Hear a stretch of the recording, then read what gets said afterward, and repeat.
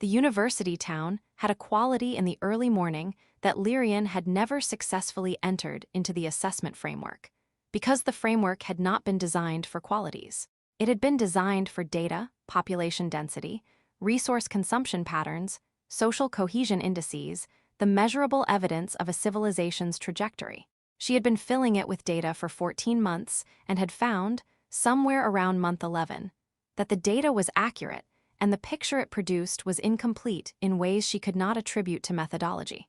She was sitting at the window of her faculty apartment at 6 in the morning, watching the town decide what it was today, when her communications unit produced the soft pulse that meant the council's scheduled transmission had arrived. She noted it, filed it for later, and continued watching the light move across the rooftops. This was already a change. In her first posting, she had read council transmissions within minutes of receipt. In her second, she had read them within the hour. Here, on this particular morning in her 14th month, she watched the light on the rooftops and left the transmission unread, and understood this as a piece of data about herself that the assessment framework also had no category for. She had met Piers Adlin in the third week. He taught urban ecology in the university's environmental sciences department, a field that examined the relationship between cities and the natural systems they had been built on top of, which was, she had found, a more philosophically rich subject than it initially appeared. He had noticed her in the seminar she had been auditing as part of her academic cover, and afterward, in the corridor, had asked her where she was from with the genuine, unhurried curiosity of someone who found people as interesting as ecosystems. She had given him the cover answer. He had received it, nodded, and then said, with the directness of someone who had not yet learned that directness made people uncomfortable, or had learned it and decided the alternative was worse, "That's where you're from. I was asking where you belong." She had been thinking about the distinction for 11 months. The transmission was still waiting when she put on her coat and went to meet him at the estuary. The Ethori assessment framework was, by any reasonable measure, an excellent instrument. It had been developed over 2 centuries of observational postings on 14 worlds, and refined with the care of people who believed that good data produced good decisions, and that good decisions produced good outcomes. Lyrian had used it on 2 prior postings, and found it adequate, and had never previously found adequate to be a criticism. The 47 categories covered everything that could be measured, and a significant portion of what could be estimated. They covered infrastructure and governance, and social cohesion and resource management, and the trajectory of a civilization's technological development. They covered conflict patterns, cooperative structures, and the relationship between a species' stated values and its demonstrated ones, which was a category she had always found the most honest. They did not cover the estuary at low tide on a cold morning, when the light came in flat across the water, and the mud revealed itself in specific, patient layers and piers crouched at the water's edge with a data recorder and the expression of a man who found this particular combination of light and mud and nitrogen cycle, genuinely wonderful. She had begun a supplementary document in month 9. It had no formal category. It was not part of her assessment submission. It was, if she was precise about what it was, a record of the things that were true about this place that the framework had no architecture for. The 6 o'clock light on the rooftops. The farmer's market on Tidal Street, where the vendor at the second stall knew her order and had it ready, which was a form of being known that was small and consistent and surprisingly structural. The seminars where peers talked about cities and the systems beneath them with the enthusiasm of someone who had not learned to moderate it and had no intention of learning. The supplementary document was, at last count, longer than the formal assessment. She had not submitted it. She was not sure what submitting it would mean, which was itself a piece of data she had been sitting with for some time. "You're thinking about the nitrogen cycle," Piers said, without looking up from his recorder. "I'm thinking about categories," she said. "Same thing from an ecological perspective," he said. "Categories are how systems decide what goes where. The problem is that the categories were designed for what was already there, and things keep arriving that weren't." He looked up at her then, with the direct, unpretentious attention that she had stopped being surprised by and had started being grateful for. "The estuary's doing it right now," he said. "The restoration is bringing back species that weren't in the original survey baseline. The framework keeps flagging them as anomalies. They're not anomalies, they're the point. She looked at the water. She thought about the supplementary document. I have a transmission I haven't read yet, she said. Anything important? Probably, she said. He nodded, in the way of someone who understood that probably was doing a great deal of work in that sentence and who had the generosity not to make her explain it further than she was ready to.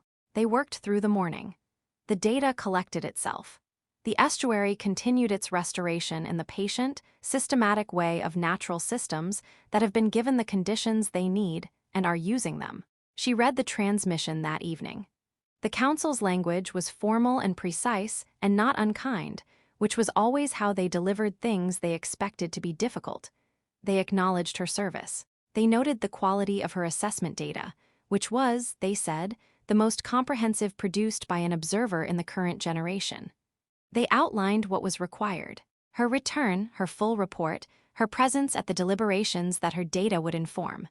3 weeks. She read it twice, and then set it down and sat in her apartment with the 6 o'clock light going golden through the window and thought about the deliberations her data would inform, and the decisions the deliberations would produce, and the outcomes the decisions would generate, and tried to locate, in the chain of it, the place where what she had found in 14 months of being here. The actual thing, the true thing, not the 47 categories of the accurate thing, would be present in the room. She could not locate it. She went to find Piers. He was at the Harbor Walk, which was where he went when he was working through something, and she had not told him to be there. But she was also not surprised to find him there, because 14 months of paying attention to a person produces a kind of knowledge that the assessment framework also had no category for. She told him what she could. Not everything, not yet, but enough. That she was from further away than she had said. That the work she was doing here was not what she had described. That she had 3 weeks, and that 3 weeks was the kind of timeline that required decisions she had not yet made. He was quiet for a long time. The harbor moved in its evening way, indifferent and reliable. What do you want? He said. She looked at him. She thought about how long it had been since anyone from her world had asked her that, not what was required, not what was expected, not what the framework indicated, but what she, specifically, wanted. I want to finish the estuary survey, she said. It was not the full answer. He knew it was not the full answer. He received it with the patience of someone willing to wait for the rest. Okay, he said. Then let's finish the estuary survey. She did not board the vessel. The formal declaration to the Ithori Council took her 4 days to write, which was longer than anything she had written in her professional life. Because she was writing it in the language the council respected, precise, evidenced, structured as an argument rather than a feeling. And the thing she was arguing for was, at its core, a feeling that she had spent 14 months accumulating evidence for without knowing that was what she was doing. She made the case for her choice the way she made all cases, completely, honestly, and without simplifying the parts that were complicated. She acknowledged what she was leaving. She was specific about what she was choosing instead and why the specificity mattered, not sentiment. But the argued position that belonging was a form of knowledge, and that knowledge accumulated in a place over sufficient time and depth, became the kind of understanding that the council's deliberations needed and that the 47 categories could not produce. She submitted it and waited. The council's response arrived in stages: first formal acknowledgement, then a request for supplementary information, then a longer silence than she had expected, then a document that was neither approval nor refusal, but a conditional recognition that was, in the language of Ithori formal procedure, as close to unprecedented as she had encountered in the literature. She read it 3 times. Then she sent Piers a message that said, "It's complicated, but it's yes." His response came in under a minute: "Tell me over coffee. I'll get the bad kind as a celebration." She arrived at his office to find him already making it, with the expression of a man who has rearranged a significant number of things, and found that the new arrangement fits better than the old one, which was a process she recognized from the inside and found on him quietly wonderful. She told him everything: the Ithori, the posting, the assessment framework and its 47 categories, and the supplementary document that was longer than the official one. Her ears, which she had worn her hair over for 14 months, and which she allowed, in his office on that particular morning, to simply be what they were. He listened with the full, unhurried attention of a man who had spent his career studying what was actually present in a system rather than what the baseline survey had predicted. He asked 3 questions, all of them specific and good. She answered them completely. Then he said, "The supplementary document, the one you didn't submit." "Yes. Can I read it?" She looked at him. "It's not a scientific document," she said. "I know," he said. "That's why I want to read it." Several weeks later, she was at the estuary at low tide on a cold morning, the light coming in flat across the water.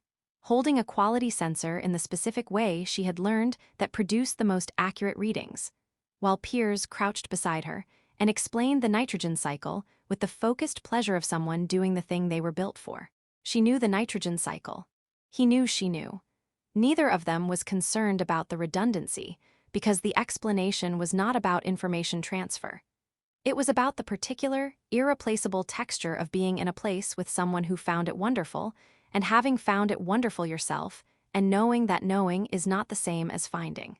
Her long ears caught the sound of the water before he did, which was simply how it was, and she had stopped wearing her hair over them 2 weeks after the conversation in his office, and he had stopped acting as though they required any particular acknowledgement 2 days after that, which was, she had concluded, the correct pace at which to absorb something true. "The framework is flagging the cordgrass density as an anomaly again," Piers said, looking at his recorder. "Because it's outside the baseline parameters," she said. "It's not an anomaly," he said. "It's the restoration working." "I know," she said. "The framework doesn't have a category for things arriving that weren't there before." He looked at her. "We should build one," he said. She looked at the estuary, the restored channels, the returning species, the patient accumulation of a system given the conditions it needed and using them. She thought about 47 categories and a supplementary document, and a formal declaration written in 4 days, and a council response that was as close to unprecedented as the literature contained. She thought about a question asked in a corridor 14 months ago, not where she was from, but where she belonged. "Yes," she said. "We should." The estuary continued its work around them, unhurried and specific, full of things that had arrived and taken root and were no longer anomalies, but simply, accurately, completely, the point. She was one of them. She had chosen to be. It fit.